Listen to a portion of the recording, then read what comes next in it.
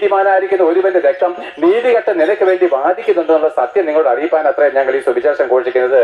ആകയാൽ യേശു ക്രിസ്തു നിങ്ങൾക്ക് വേണ്ടി മരിച്ചത് വഴി നിങ്ങളുടെ മരണകരമായിരിക്കുന്ന പാപത്തിന്റെ ശിക്ഷയായിരിക്കുന്ന മരണം യേശു ക്രിസ്തു ഏറ്റത് വഴി പ്രിയപ്പെട്ട നിങ്ങൾക്ക് അവന്റെ നാമത്തിൽ ഒന്ന് വിശ്വസിക്കാമോ? ഇതെന്താണ് ഒരു മതവുമായിട്ട് ബന്ധമുള്ള കാര്യമല്ല. സൂര്യനെ സൃഷ്ടിച്ചത് ഏതെല്ലാം മതസ്ഥാപകനാണോ? അല്ല, സൂര്യനെ സൃഷ്ടിച്ചത് ഈ കർത്താവാ, ഈ ക്രിസ്തുവാ. ആ ക്രിസ്തു പറഞ്ഞ കുഞ്ഞെ എന്നെ ഒന്ന് സ്നേഹിപ്പാൻ നിനക്ക് മനസ്സുണ്ടോ? ഞാൻ നിന്നെ സ്നേഹിക്കുന്നു.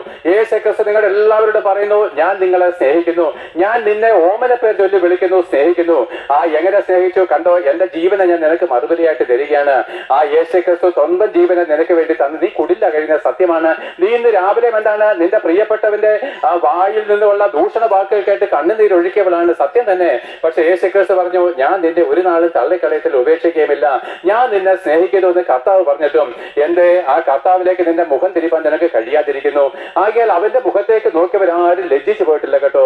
അവരുടെ മുഖമോ പ്രകാശപൂർണമായിട്ട് നെഞ്ചിരിക്കുന്നു. അതുകൊണ്ട് പ്രിയപ്പെട്ടവരെ, കർത്താവ് പറഞ്ഞു, ഞാൻ നിനക്ക് വേണ്ടി മരിച്ചില്ലയോ? ഇതുപോലൊരു സ്നേഹം നിനക്ക് ആരിൽ നിന്ന് കിട്ടും? ഭർത്താവ് നിന്നെ ഇങ്ങനെയൊന്നും സ്നേഹിക്കത്തില്ല, ഭാര്യ നിന്നെ ഇങ്ങനെ ഒട്ടുമേ സ്നേഹിക്കത്തില്ല. പക്ഷെ നീ എന്നെ വെറുത്ത് നടന്നപ്പോഴും ഞാൻ നിനക്ക് വേണ്ടി മരിച്ചുവെങ്കിൽ എനിക്ക് നിന്നോടുള്ള അഗാധമായിരിക്കുന്ന സ്നേഹം ഞാൻ നിനക്ക് പ്രദർശിപ്പിച്ച് തന്നില്ലയോ? അതുകൊണ്ട് എന്റെ മുഖത്തേക്ക് നോക്കിക്കേ. കണ്ടോ, എന്റെ മുഖത്തെ രോഗം മുഴുവൻ ഒരു പിച്ചി പറിച്ചിട്ടിരിക്കുകയാണ്. കണ്ടോ, എന്റെ മുഖത്തൂടെ കണ്ടോ പാപികളുടെ വായിലെ നികൃഷ്ടമായിരിക്കുന്ന തുപ്പലല്ലയോ എന്റെ മുഖത്ത്? നിനക്ക് പകരം നിന്റെ നിന്ന് എന്റെ മേൽ വീടിരിക്കുകയല്ലയോ? കണ്ടോ, നീ എന്റെ മുതുകിലേക്ക് നോക്കിക്കേ.